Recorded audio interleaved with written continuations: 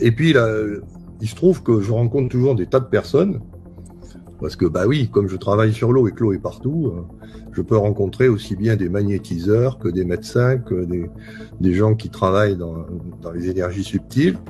Tout le monde, à un moment donné, se pose la question de quel est le rôle de l'eau que joue dans sa pratique. Et c'est là où je rencontre des tas de personnes très intéressantes.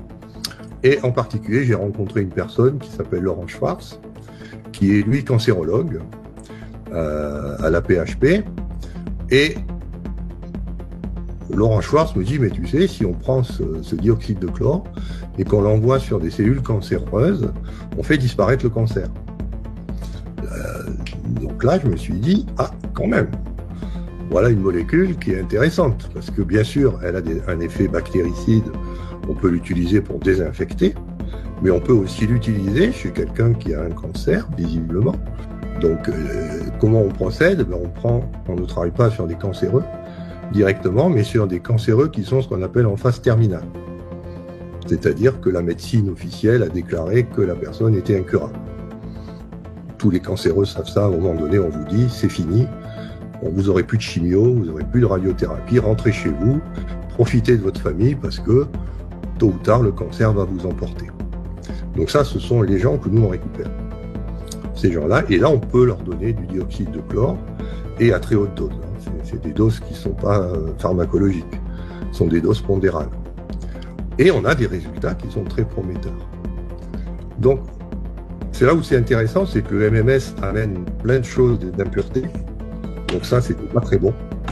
Alors que le CDS, qui est un mélange pur de dioxyde de chlore et d'H2O, de molécules d'eau, et semble très efficace. Et actuellement, il se trouvait qu'avec Laurent Schwartz, on avait une théorie de l'origine du cancer. Cette théorie, c'est que le cancer apparaît dès qu'on a une accumulation d'électrons quelque part.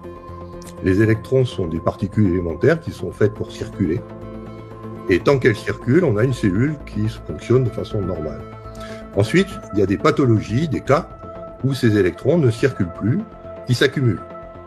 Et c'est là où, en général, à partir d'un certain endommagement, la cellule commence à passer, au lieu de respirer comme elle devrait le faire, elle se met à fermenter, qui est la signature qu'elle gère ses électrons de la mauvaise façon.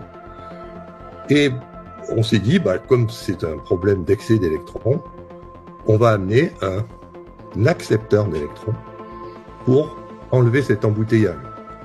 Et il n'y a pas de meilleur accepteur d'électrons que le dioxyde de chlore.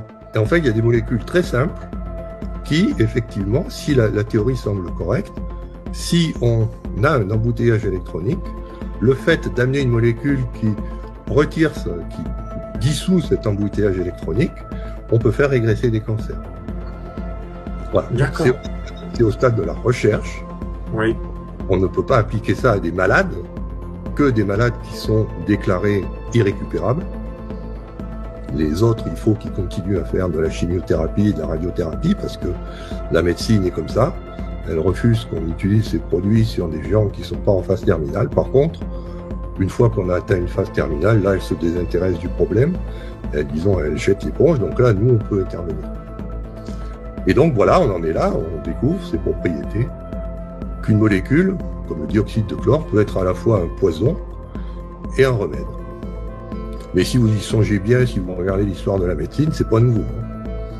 Toutes les molécules ont cette caractéristique, suivant le dosage, d'être soit des poisons, soit des remèdes. Donc il en est même du dioxyde de chlore, avec cette spécificité vis-à-vis du cancer, qui est liée à cette théorie que le cancer est d'origine électronique. Ce qu'on appelle l'effet Warburg, la fermentation. Alors tout ça, ça va très lentement. Là, on a fait un article récemment, on a proposé un article à une grande revue scientifique qui explique tout ça, le Proceeding of National Academy of Science of America, CNES, pour ceux qui connaissent, et on vient juste de recevoir la réponse, c'est négatif.